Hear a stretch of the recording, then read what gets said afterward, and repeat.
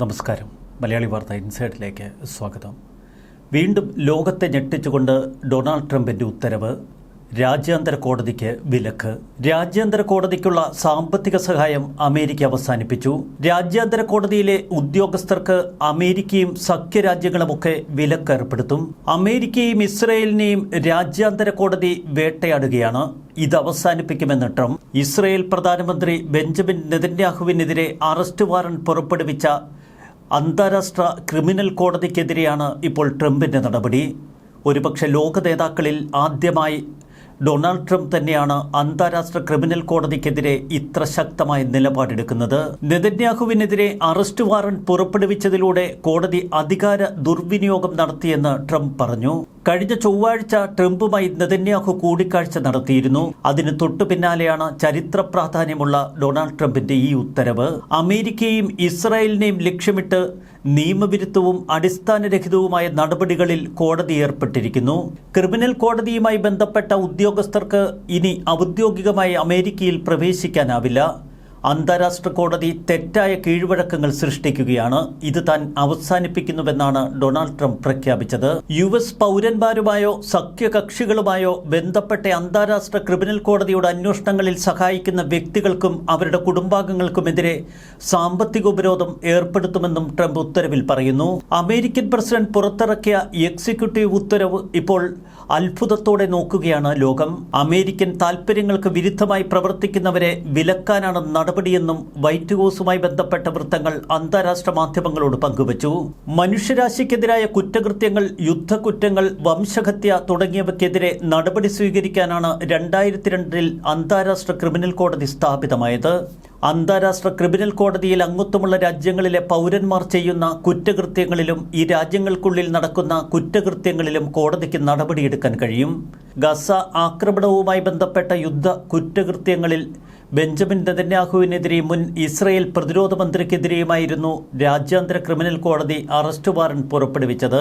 Gaza മുനമ്പ് America ഏറ്റെടുക്കുമെന്നും ആ പ്രദേശം ഭൂമിയുടെ പർദീസയാക്കുമെന്നും ഇക്കഴിഞ്ഞ ദിവസം ഡൊണാൾഡ് ട്രംപ് പ്രഖ്യാപിച്ചിരുന്നു.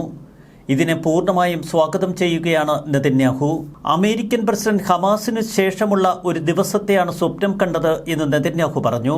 ഗസ മുനമ്പിൽ നിന്ന് പലസ്തീനികളെ മാറ്റിപ്പാർപ്പിക്കാനുള്ള US പ്രസിഡന്റ് ഡൊണാൾഡ് ട്രംപിന്റെ നിർദ്ദേശം ശ്രദ്ധയോടെ കേൾക്കണമെന്നാണ് ബെഞ്ചമിൻ നെതന്യാഹു ഇസ്രയേലികളോട് പറഞ്ഞത്. പദ്ധതിയുടെ വിമർശകർ സ്വയം പരിഹാരങ്ങളുമായി മുന്നോട്ട് വരണമെന്ന് സ്റ്റേറ്റ് സെക്രട്ടറി മാർക്കോ റൂബിയോയും ആവശ്യപ്പെട്ടു. വാഷിംഗ്ടണിലെ തന്റെ ഹോട്ടലിൽ വെച്ചാണ് ട്രംപ് മാധ്യമപ്രവർത്തകരോട് പറഞ്ഞത് ഗസയെക്കുറിച്ചുള്ള തന്റെ ആശയങ്ങൾ. ഹമാസിന് ശേഷമുള്ള ദിവസങ്ങളെക്കുറിച്ചാണ് ട്രംപ് പരാമർശിച്ചതെന്ന് നെതന്യാഹു പറഞ്ഞു. വർഷങ്ങളായി ഉയർന്നു വന്ന ആദ്യത്തെ യാഥാർത്ഥ്യബോധമുള്ള ആശയമാണിത്. ഈ ആശയം ശ്രദ്ധാപൂർവം ശ്രദ്ധിക്കുന്നത് മൂല്യവത്താണ് എന്ന് നെതന്യാഹു പറഞ്ഞു. ഗസ മുനമ്പ് പുനർനിർമ്മിക്കുമ്പോൾ ഈജിപ്തും ജോർദാനുമൊക്കെ ഗസയിൽ നിന്ന് അഭയാർത്ഥികളെ സ്വീകരിക്കണമെന്ന് ആദ്യം ട്രംപ് ഒരു പ്രസ്താവന ഇറക്കി. പിന്നീടാണ് ഗസ മുനമ്പ് പൂർണ്ണമായും വെടുപ്പാക്കുമെന്ന ട്രംപിന്റെ പ്രഖ്യാപനം. ഇവിടെ ഗസയ്ക്കും ഈജിപ്തിനും ജോർദാനുമിടയിൽ ഇപ്പോൾ ചില പ്രശ്നങ്ങൾ ഉടലെടുക്കുന്നു.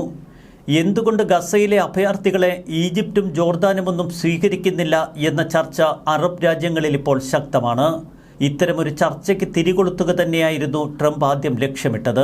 കെയ്റോയും അമ്മാനുമൊക്കെ ഈ വിഷയത്തിൽ ഇപ്പോൾ ശക്തമായ ചില ചർച്ചകൾ തുടങ്ങിവെച്ചു.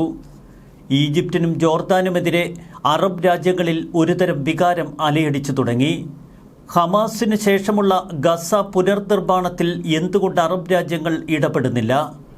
എന്തുകൊണ്ട് ഗസ നിവാസികളെ അഭയാർത്ഥികളായി ജോർദാനും ഈജിപ്തുമൊന്നും സ്വീകരിക്കുന്നില്ല?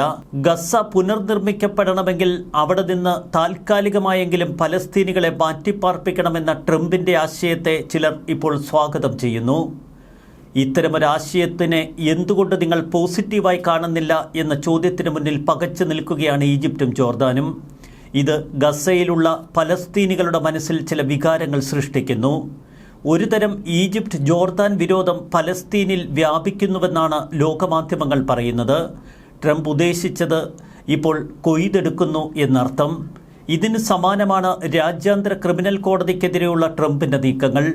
നേരത്തെ നെതന്യാഹുവിനെതിരെ നടപടിയെടുത്തപ്പോൾ രാജ്യാന്തര ക്രിമിനൽ കോടതിയുമായി ബന്ധപ്പെട്ട് നിൽക്കുന്ന രാജ്യങ്ങൾ നെതന്യാഹുവിനും ഇസ്രായേലിൻ്റെ പ്രതിരോധ മന്ത്രിക്കുമെതിരെ അന്ന് ചില ഉപരോധങ്ങൾ ഏർപ്പെടുത്തിയിരുന്നു. തങ്ങളുടെ രാജ്യത്ത് പ്രവേശിച്ചാൽ അറസ്റ്റ് ചെയ്യുമെന്ന് ഭയപ്പെടുത്തിയിരുന്നു. അന്ന് ഈ വിഷയത്തിൽ നിശബ്ദനായിരിക്കുകയായിരുന്നു ജോ ബൈഡൻ്റെ ഭാഗത്തു നിന്ന് നമ്മൾ കണ്ടത്. ഡൊണാൾഡ് ട്രംപ് അധികാരമേറ്റെടുത്തതിന് തൊട്ടു പിന്നാലെ അമേരിക്ക സന്ദർശിക്കുന്ന ആദ്യ വിദേശ നേതാവായി നെതന്യാഹു. തുടർന്ന് നെതന്യാഹുവിനെ ഡൊണാൾഡ് ട്രംപ് ചേർത്ത് പിടിക്കുന്നു. ഇസ്രായേലിൻ്റെ സുരക്ഷയാണ് അമേരിക്കയുടെ താൽപ്പര്യം എന്ന് ട്രംപ് തുറന്നു പറഞ്ഞു.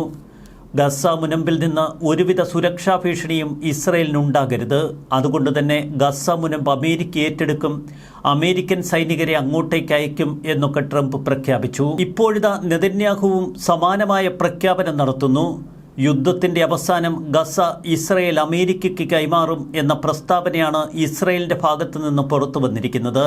പൊട്ടിത്തെറിക്കാത്ത ആയുധങ്ങൾ പോലുള്ള അപകടങ്ങൾ കാരണം ഗസ നിലവിൽ വാസയോഗ്യമല്ല എന്നും പ്രദേശം പുനർനിർമ്മിക്കുന്നത് വരെ ആളുകൾ മറ്റെവിടെയെങ്കിലും താമസിക്കേണ്ടി വരുമെന്നും ഇപ്പോൾ അമേരിക്കയുടെ റുബിയോ പറയുന്നു. എന്നാൽ ട്രംപിന്റെ ഒറ്റ നിർദ്ദേശപ്രകാരം പലസ്തീനികൾക്ക് മറ്റു രാജ്യങ്ങളിലേക്ക് അഭയാർത്ഥികളായി കടന്നു ചെല്ലാൻ കഴിയുമോ? ഇവിടെയാണ് രാജ്യാന്തര തല ചർച്ചകൾക്ക് തുടക്കമിടുന്നതും. അമേരിക്കൻ പ്രസിഡന്റ് ഡൊണാൾഡ് ട്രംപ് ആദ്യം ഇത്തരമൊരാശയം മുന്നോട്ട് വെച്ചപ്പോൾ ഒരു ഭ്രാന്തൻ ആശയമായി കണ്ടവർ ഇപ്പോൾ ഗൗരവത്തോടെ ഈ വിഷയം ചർച്ച ചെയ്തു തുടങ്ങി. ലോകത്തിന് മുന്നിൽ ഒരു പുത്തൻ ആശയം അവതരിപ്പിക്കുക വഴി ട്രംപ് ലക്ഷ്യമിട്ടതും അതുതന്നെയാണ്.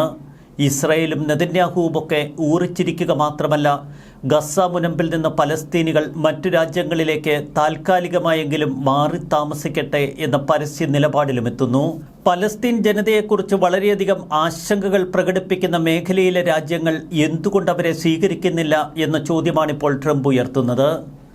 ഇതുവഴി പലസ്തീനികൾക്കിടയിൽ ശക്തമായ വികാരം തങ്ങളുടെ അയൽ രാജ്യങ്ങളോട്, പ്രത്യേകിച്ച് അറബ് രാജ്യങ്ങളോട്.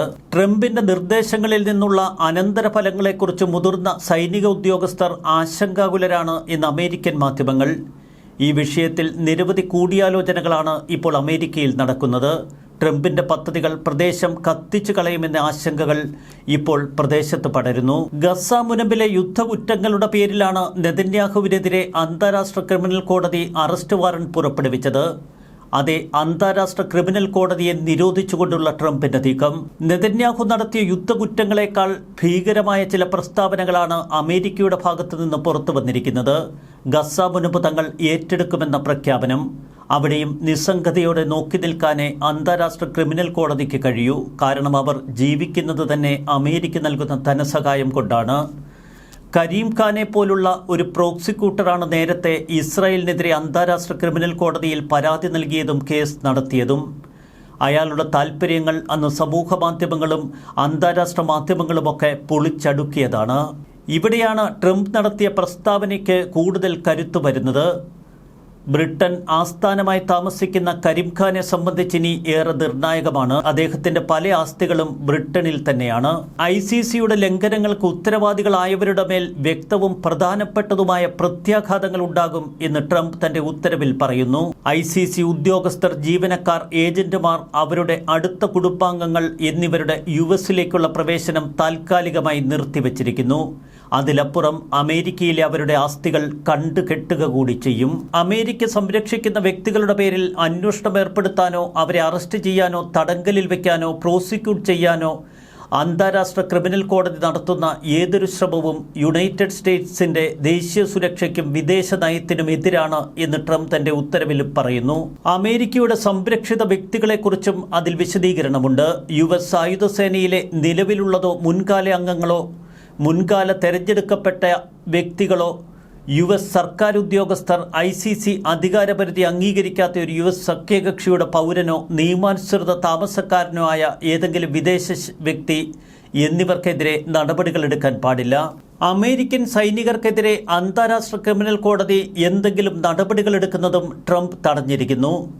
ചുരുക്കത്തിൽ ഇസ്രായേൽ എന്ന സഖ്യ രാജ്യത്തിനെതിരെ ഒരുവിധ നടപടികൾക്കും അന്താരാഷ്ട്ര ക്രിമിനൽ കോടതിക്ക് അവകാശമില്ല എന്ന് ട്രംപ് തന്റെ ഉത്തരവിൽ വ്യക്തമാക്കുകയാണ്. ഇതോടെ ഒരു കാര്യം ലോകത്തിന് വ്യക്തമായി.